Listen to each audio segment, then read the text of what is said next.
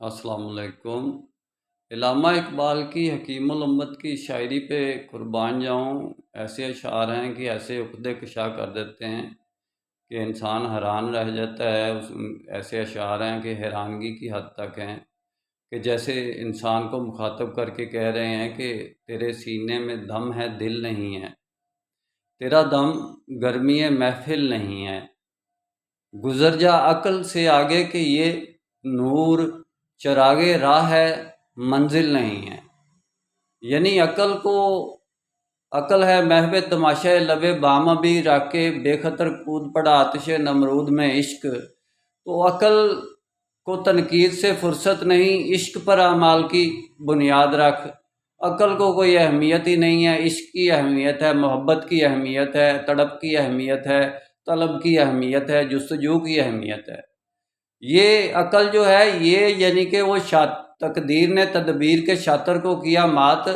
یہ تو یعنی کہ تقدیر جو ہے واللہ خیر الماکرین، وہ سب سے زیادہ چالیک ہے۔ اللہ تعالیٰ کی چال سب سے آخری چال ہے، اور تقدیر سے تدبیر کے شاطر کو مات کر دیتا ہے۔ وہ جتنا مرضی چلاک ہو، فرنگی ہیلا گھر کے فن سے پتھر ہو گیا پارس، تو کہنے کا مطلب ہے کہ وہ فرنگی جتنی مرضی چالیں چلے یا دوسری دنیا جتنی مرضی انسان ہیلا بازی کرے، لیکن اللہ کے بندے جو ہیں وہ تو اللہ کی چال پر چلتے ہیں۔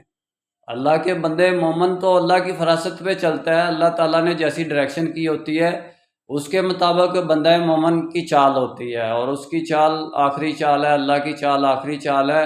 ہاتھ ہے اللہ کا، بندہ مومن کا ہاتھ۔ تو یہاں میرا بات یہ ہے کہ یعنی کہ جہاں تک میں بتانے کی کوشش کر رہا ہوں کہ بھائی غلامی سے بدتر ہے بے یقینی سے لے کر عقل تک، جہاں بھی آپ جائیں گے تو دل کی بات ہی آئے گی۔ دل کے اندر دل بیدار پیدا کر کہ دل خوابیدہ ہے جب تک، نہ تیری ضرب ہے کاری نہ میری ضرب ہے کاری۔